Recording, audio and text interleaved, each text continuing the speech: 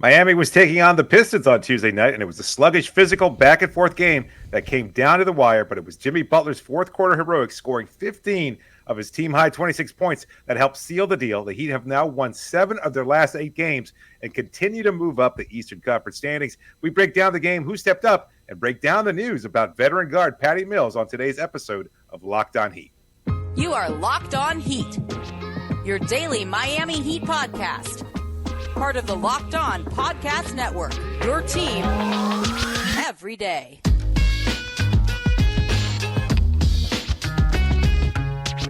All right, welcome to Locked On Heat, your daily podcast on the Miami Heat. I'm Wes Goldberg, editor at allyoucanheat.com, and joining me as always, it's longtime NBA reporter David Ramil. However you're tuning in on YouTube, Odyssey, or your favorite podcast app, thanks for making Locked On Heat your first listen every day. Recording this on Tuesday night after the Heat beat the Pistons 118-110, a closer game than we would have wanted, considering the opponent, but Jimmy Butler took over in the fourth quarter, scoring 15 points down the stretch, including 7 points in the final 53 seconds to get the win. We're going to hand out our credit cookies. We're going to get to the Patty Mills signing later on, but first, David, what was your takeaway from this one?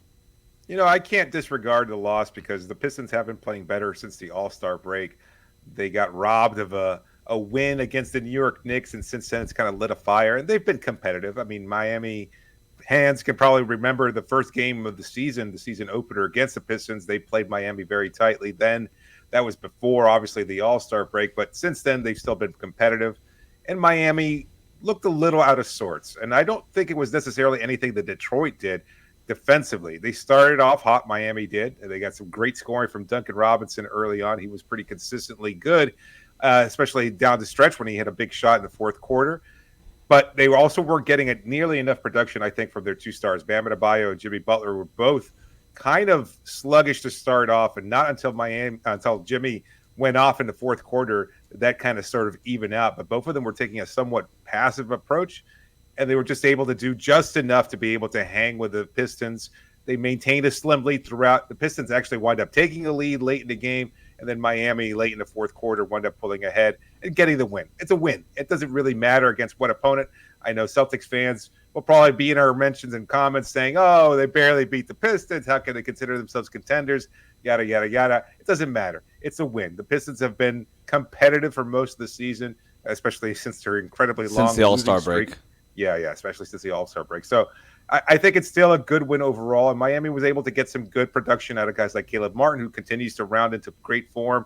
Nikola Jovic showing some fire, getting ejected, not expecting that. And then, they just kind of turned the game over to Jimmy late, and he wound up saying, oh, yeah, that's right. I am a superstar. I can take over games, and it is the Detroit Pistons, and he wound up having his big night.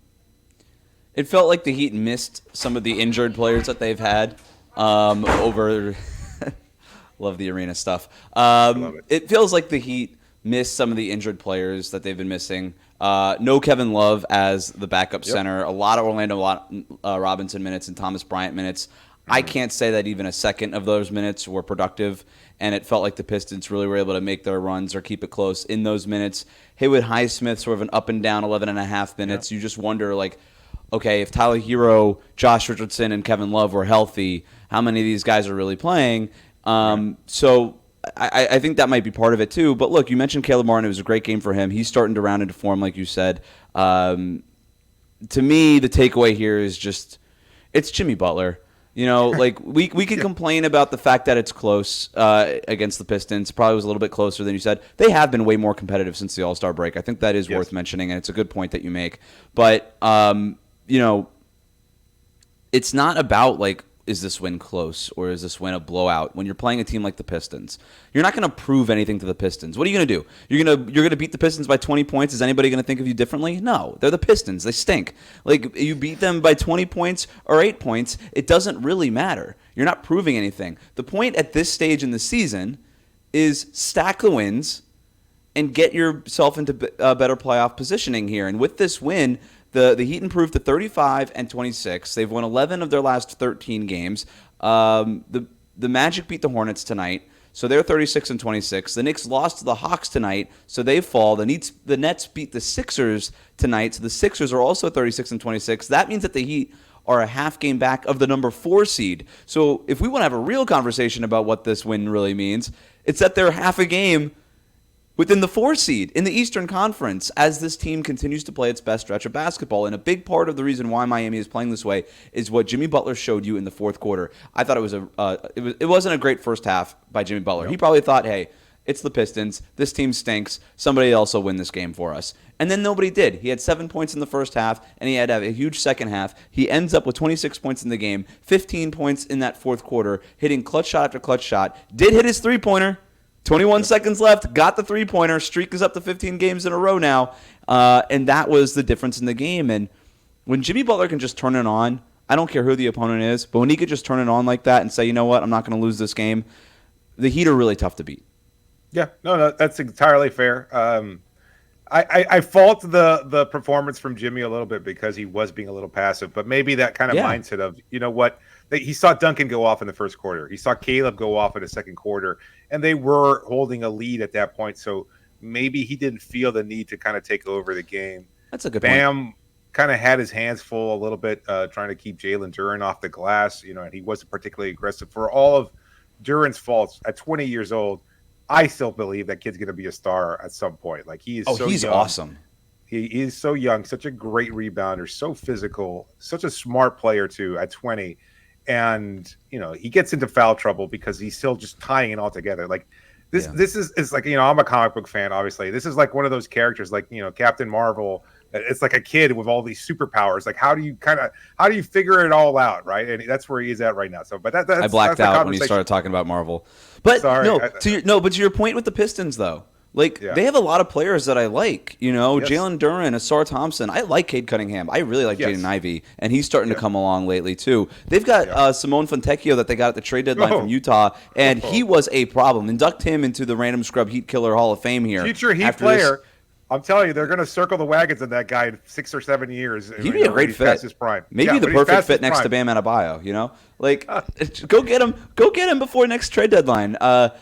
No, they've got a bunch of players that I like, and the only reason I point that out is because this team on paper feels like it should be better. And you're right when you point out that this team is competitive. So Heat fans, don't overreact so much on the narrow win, but more on, hey, the Heat got the win. When Jimmy Butler wanted to take this game over, he did. And there wasn't all that much interference. He got to that spin move in the fourth quarter going baseline. He got to that if a statue is ever built of Jimmy Butler, it's going to be him hitting that leaner over a defender 3 feet away from the basket with his right arm. It's not a pretty shot. It doesn't look good, but man, is it powerful, and man, is it work almost every time. He hit one of those. He got the three-pointer with 21 seconds left. Like, the guy just took over. Jimmy Butler also went 11 for 12 from the free throw line, 8 assists in this game. Quarter, 6 of 6 in the fourth quarter. So great game overall for Jimmy Butler.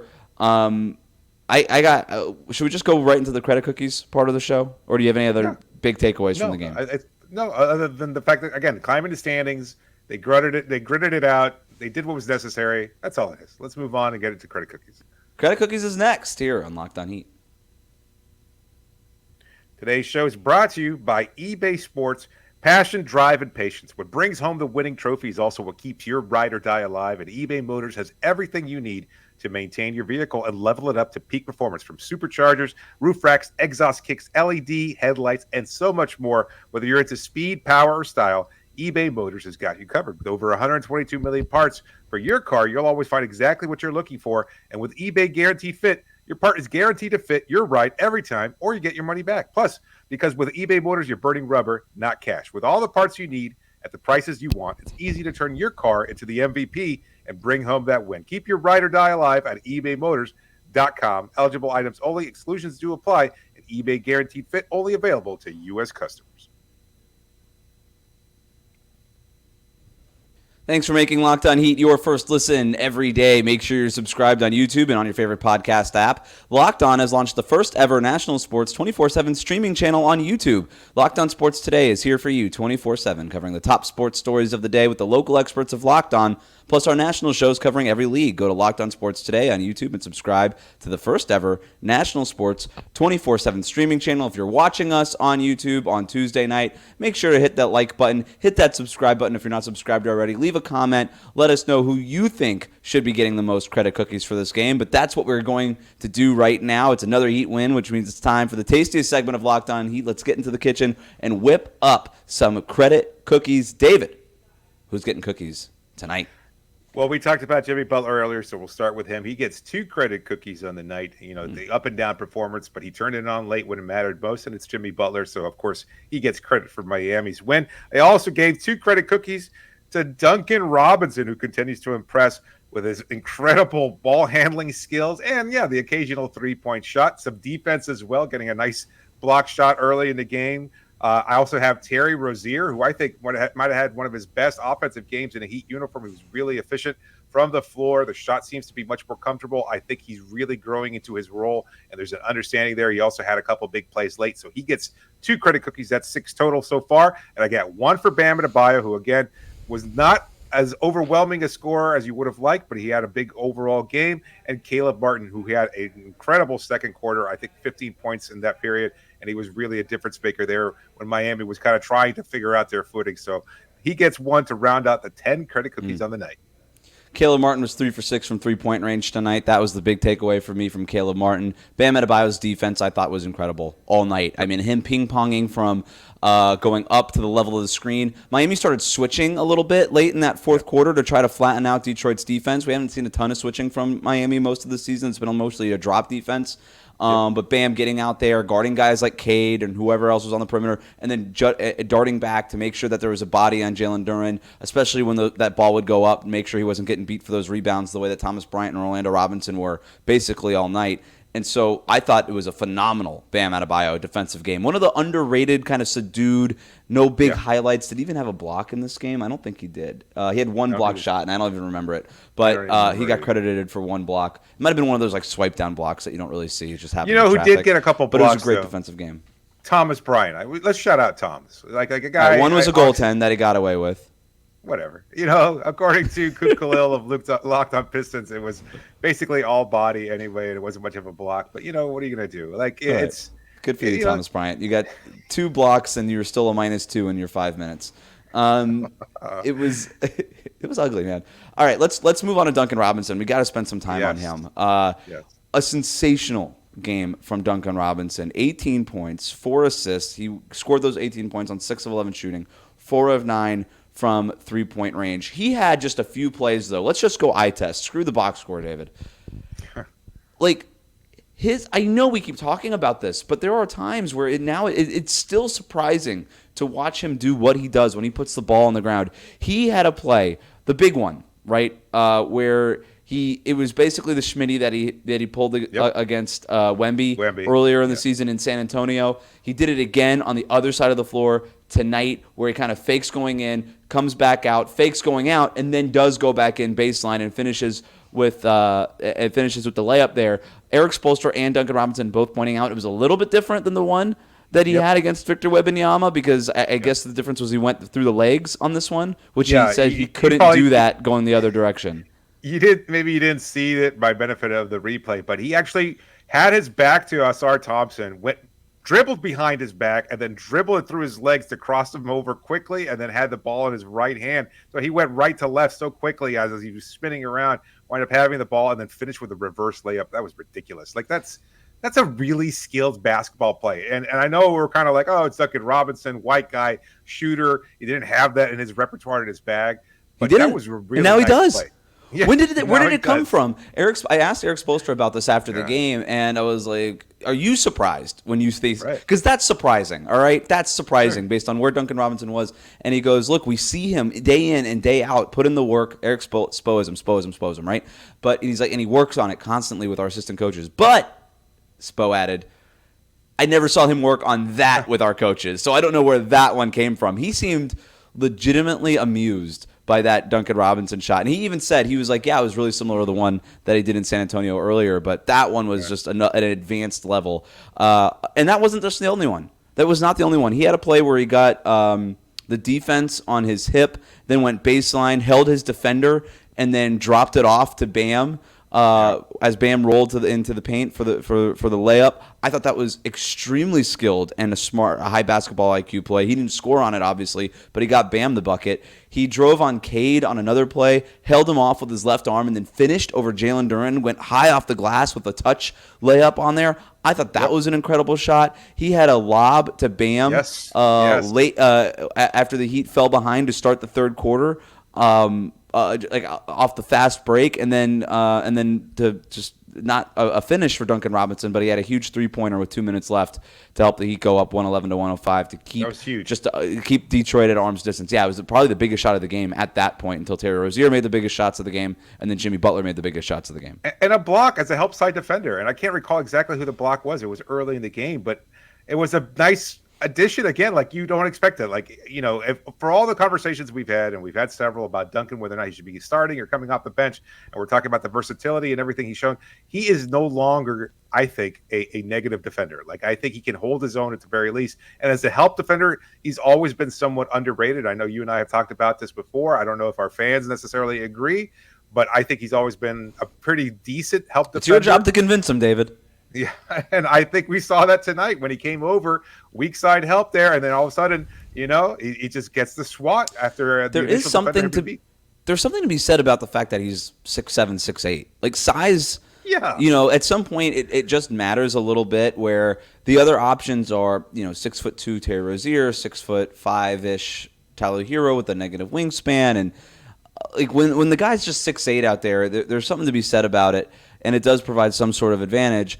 I don't know. We don't have to. We've already done the Duncan, Tyler Hero, who should start thing, but I'm floored by how much that he has improved this season. So moving off of Duncan Robinson, Terry Rozier, huge buckets in the fourth quarter before Jimmy Butler had the even bigger buckets later on in the game. Had a layup in that fourth quarter. Had an assist to Duncan for that 3-pointer that I mentioned. That came off a Terry Rozier assist. And that was what helped Miami extend that lead to 6 with 2 minutes left. So a really great game from Terry Rozier. You mentioned that it might be the best offensive game he's had. Why did you say that? Because he was more efficient, I think. 7 of 17 from the floor, 3 of 6 from 3-point range, and consistent. And he looked comfortable in that role as a catch and shoot guy. We've talked about the off-ball role a little bit, learning how to kind of play his game in the Miami system and playing off of Jimmy Butler, playing off of Duncan, etc. And I think he was much more comfortable. At least that's the way he looked to me tonight. And he was finding his spots and he was getting there comfortably. Like, he wasn't trying to force it. He had a turnover late in the game that was kind of a misdirection there between him and Duncan. But overall, I think it was a solid shooting game. And then the 7 assists. Like, again, this is really impressive. Jimmy had 8 to lead the team, but hit 7 assists from Terry Rozier. That's great production. And you also get 4 from Duncan Robinson. Like, he's consistently – I'm sorry, to stay on Terry Rozier. He is consistently like 5 to 7 assists per game. And I know we've got the PrizePicks promo code. We've got FanDuel. Like, the props on FanDuel, the over-unders on PrizePicks, like, those are hidden every night. Almost with Terry Rozier. His assist game, even when the shot wasn't falling, I thought was an underrated part. His rim pressure and everything that he's doing. But you're right. It was a very efficient shooting night from him.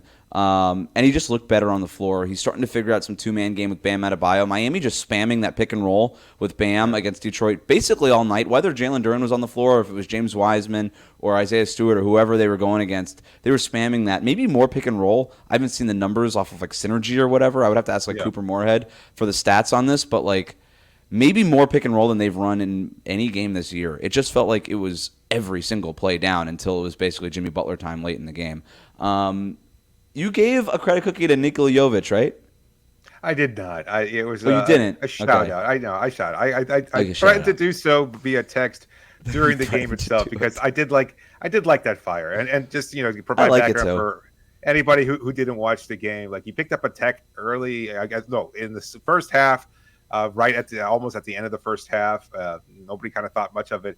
And then late and midway through the third quarter, like, he's defending Isaiah Stewart. And you and I had talked about, are they comfortable with Nico as a starter? Is he play big enough to be considered a big at this point? And he was there against Isaiah Stewart, who's a little undersized, but clearly a very physical guy. Just ask Drew Eubanks. And Stewart was being very physical, like bodying up against Nico. And Nico held his own on one possession, And then as he was regrouping, Stewart kind of just flung him to the ground. Nico got back up. The ball was out to Cade, I think, who dumped it off to Stewart. And then there was a foul call on Nico, but it wasn't really a foul call. And then Jovic just turns around and lets the ref have it. You could see him screaming at the ref, and whatever combination of Serbian/English, epithet that he threw. And Duncan trying to hold him back because he knew that Nico already had the one tech. Yeah, but that's heady play by Duncan. But also, I think like, too late. Oh my God, he's really angry. Like, I better calm him down. He must have dropped an F-bomb. I mean, at the very least, like, I can't. Yeah, he might have been jawing a little bit too before. You never really know how it goes between a player and an official. But Spoelstra was asked about it after. It was a quick whistle. No, it was. And Spo even said, like, you're allowed one emotional outburst per game. I thought we all agreed on that. And so it was a little bit of a quick whistle. But Spo said, I like the fire. He's okay with it. So do I. Bam made a joke after the game. He was like, he's starting to lose some money here after the suspension and the the ejection here. But it's a fire, and I like it. He has to stay in the game. I prefer that he stay on the court for Miami, especially in a game where the other big men outside of Bam Adebayo were not playing very well. But overall, I like the fire that he's playing with because I think it also is backed up by the confidence that he's playing with too. Yes, I like that point. Very good.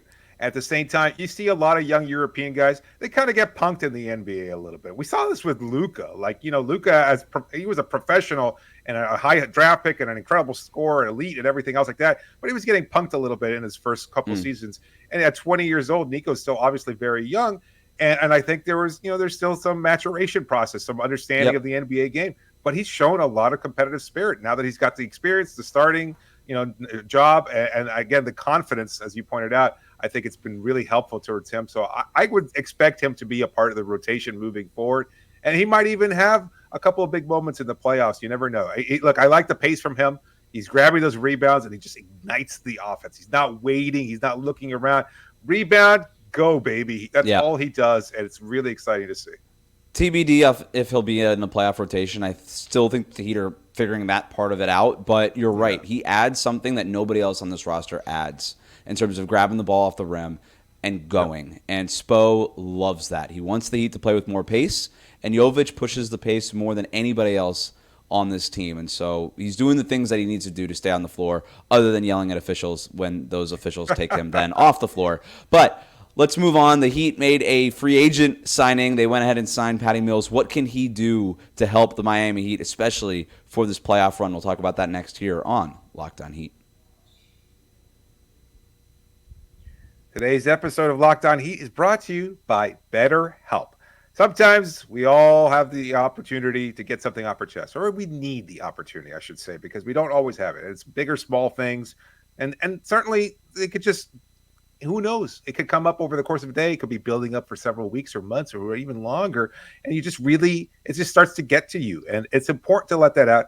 Especially, and I've made this point before, especially as someone who's unbiased in your life, because you all have friends and coworkers, but they all have their preconceived ideas, and they might be tilted in a certain degree, but you want to be able to talk to somebody who is coming in with a fresh perspective, and that's where a therapist can certainly help. If you've been thinking about trying therapy, then BetterHelp is the option for you. Therapy can be different for everybody. Most of us have bigger problems, obviously, than our favorite sports team and the rise of the Eastern Conference standings and stuff like that. So it's important, again, to get things off your chest.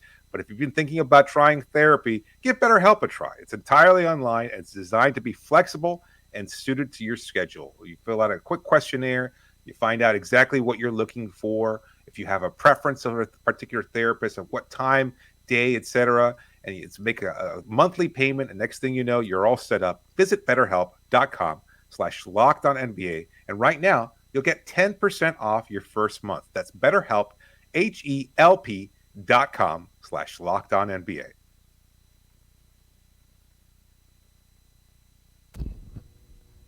Thanks for making Locked On Heat your first listen every day. Make sure you're subscribed on YouTube and on your favorite podcast app. Are you an everydayer? You better be. To begin every day, or make sure that you're subscribed on all the platforms. YouTube, like us on YouTube, like this video, comment underneath. Let us know what you think about the Heat signing Patty Mills. That's what we're talking about right now.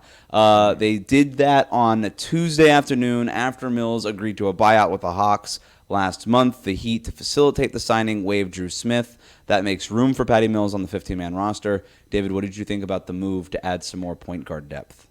I was a little surprised. I thought their quote unquote big move was DeLon Wright. We didn't necessarily expect that one coming. I think it was right on the break of the All-Star game. During the All-Star break, yep. Yeah, and they added DeLon Wright, and obviously that one made a lot more sense. But then all of a sudden, you don't see DeLon playing. You see Tyler Hero hurt and missing more consistent time. And Drew Smith obviously not going to be a factor this season because he's going to be nursing that injury, even though he's in recovery at this point, but he's just not going to be playing for Miami this year. Yeah. So they took a chance. And I on paper, I don't think it's necessarily going to be a huge factor. I don't see Patty playing a lot. He didn't play a lot in Atlanta. He's definitely towards the tail end of his career. But a lot of people could have made that argument about Kevin Love, and we've been talking all season long about what a vital component Kevin is, not just in the locker room, but as an actual on-court producer and what he does for this team, especially in terms of greasing the wheels on offense. And so I don't know if Patty's going to have as large a role, and I think we can get into why they added Patty and why DeLon isn't playing. I think that's certainly a question worth exploring. But just in terms of adding a veteran, adding a guy who is comfortable, whether he has a role clearly defined or not, just a guy who is a very positive presence. He's been with the San Antonio Spurs. He's played alongside Tim Duncan. He knows Pop. He knows. Yeah, he was there for Manu. 10 years. He knows. Yeah, he was a lifer there. And then since then, he's played with the Brooklyn Nets, and he went through all the crap and the turmoil there with Steve Nash and Kyrie Irving and missing time, James Harden, the injury. He didn't say anything. He was a great, steady presence. He just played his game and did what he had to. And now, obviously, again, towards the tail end of his career, he's in Atlanta, not getting much playing time behind DeJounte Murray and Trae Young. So, he's just looking for an opportunity to call the end of his career in his way. At least this is what I'm expecting. Mm-hmm. And he plays for a team like Miami, or he joins a team like Miami that has a history of getting the most out of veterans, getting them to kind of reignite a fire. And as Terry Rozier said, as Kevin Love has said, you're playing for something. You come to an organization with a clear, defined structure, a coach that knows how to communicate clearly, and Eric Spoelstra, and it can help you maximize whatever role it is you have, and it makes a lot of sense. So overall, I love the move. I just don't know yet how productive he'll actually be in a Heat uniform, but I don't even know if that matters necessarily. I don't expect him to play very much at all. I don't think that was the point. He basically takes the spot of Drew Smith, who is not playing, with a guy who at least is able to play for you because he's not recovering from a season-ending knee surgery. And if you're looking at point guards available, and if Miami kind of went into this week and these days saying, you know what, we'd feel a little bit more comfortable if we added just one more ball handler, just a break glass in case of emergency kind of guy, and we could just use that 15th spot that's otherwise being, for lack of a better term, wasted on a guy who's out for the year, then we feel a little bit more comfortable with our situation going into the playoffs because he's not going to play if this team is healthy. He's not going to play even right now when this team is not healthy. But they're one more injury away, maybe two, from him playing. And stuff happens, right? And so they just don't want to be in a situation where they have no ball handling in a playoff game. And Patty Mills is, like you said, very experienced, knows what it means to be in a playoff game, knows what it means to be in that kind of setting, on a veteran team, in that kind of locker room, and all those things. But the amount, if this team is healthy, he's not seeing the court. And I think that's fine, and I think he understands that. If he does see the court, okay, fine. He's never been much of a facilitator. That's not really his game. He's more of an off-the-catch shoot. He's shooting 38% from three for his career. That makes sense in Miami's scheme where they don't really use a traditional ball handler. So Patty Mills could just sort of chill on the perimeter, provide some secondary ball handling and some shooting, and that's fine. But that's, again, break glass in case of emergency type of situation. Other than that, I think the move's fine. I don't know that there was a big man that was out there that made more sense for Miami. If there was one, they probably would have went in that direction. I think you hit the nail on the head when you talk about Patty Mills' locker room presence. I think that matters. We talk about that all the time. This is so different than the Kevin Love thing. Kevin Love came in expecting to play right away. He started right away. Positional need. This is not hey, we need a new rotation power forward in the case of Kevin Love. This was, we just need a guy at the end of the bench who's capable of playing if we really need him. Right. He's going to be a good steadying presence. When Miami faces adversity, as they certainly will in the postseason, Patty Mills is going to be one of the guys who's come on, we can do this. He's always just a good guy to talk to. Yeah, but in an Australian accent. Yeah. Can you do one? Yeah, I can. I've done it before, and I'm going to be ridiculed. So I don't want. I don't want to do it right now, but I'll right. work on it over the next couple. We'll of work on it. days. We got it tomorrow. You mentioned the DeLon Wright thing too, and I do want to hit that tomorrow. For Is it the an indictment on everydayers. DeLon Wright? Right? Is it an No, indictment that they signed him. No, I don't think it's an indictment on DeLon Wright, but I do think that it's maybe an indictment on Josh Richardson's dislocated right shoulder.